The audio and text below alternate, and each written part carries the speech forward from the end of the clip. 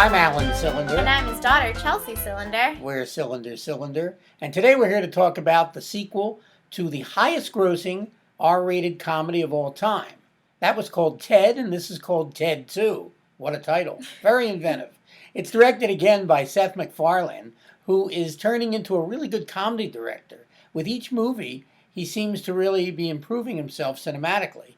I was a real big fan of A Million Ways to Die in the West, probably the only person around. Well, Chelsea liked it too. I know, but I'm a real big fan of this movie, and I think history is going to be kind to this movie. You can laugh now, but you'll see. Anyway, Ted 2 is a more likable sequel to the first movie. It has less of a mean spirit than the first picture, and it's very easygoing and amiable. The film stars Mark Wahlberg, who is also the star of the first movie, and Seth MacFarlane, who in addition to being the director is also the voice of Ted, the teddy bear. And this movie also co-stars Amanda Seyfried.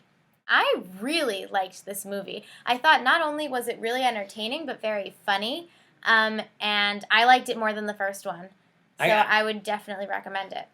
I thought it was actually kind of hit and miss, but when the jokes land, they land well. I personally think that the first Ted was a better movie, but I think that the second one is a more pleasant one.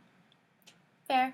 The second one has a problem in that it's loaded with pop culture references. That's kind of what the movie's about. But if you'll watch this movie in 50 years, people will be going, huh?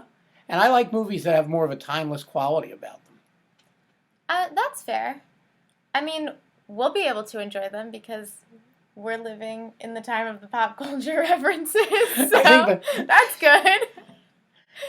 I kind of see what you mean about the hit and miss thing, and I think that was my problem. My biggest problem with Ted, the first movie, is that I didn't find myself to be laughing out loud a lot, and I was laughing out loud more with this movie, which is why I thought it was more enjoyable. But I do know what you mean about how there were some sections that could have been funnier, particularly, so the movie has a fantastic set of opening titles. Fantastic. The best. But before the titles, there's a scene which is just not funny, and we were saying to each other that, this doesn't bode well for the rest of the movie, but it picks up after the amazing set of titles. The amazing set of titles has choreography by a Broadway choreographer, Rob Ashford. I won't say much more than that, but it's worth the whole movie to see the front titles. I think it would be great if Seth MacFarlane would make a movie musical. He's very into music, and I think he would just be the right person for a really good movie musial. I agree, and I think there's proof of that in the titles. There certainly is. And as a sideline, he performs great American songbook music. So, obviously he's into music, and I think he'd be a terrific director of movie musicals, especially now that he's becoming a better movie director. Definitely. I also have to say that I really liked Amanda Seyfried in this movie. She's continually likable in most movies.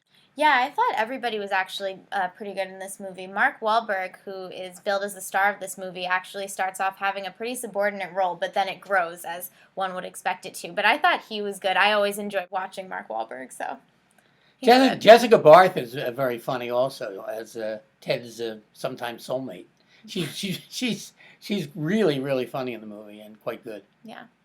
And there's also a tremendous cameo in the movie. I don't want to give away who it is, but it's one of the high points. It's one of the high points of the movie. Also, it's very funny. It's so funny. Anyway, I would give Ted 2 3 cylinders. Ooh, I think I would give it 3 cylinders as well. Okay, so Ted 2. Go see it. It's funny. This is Alan Cylinder and Chelsea Cylinder saying, "See you at the movies." Bye.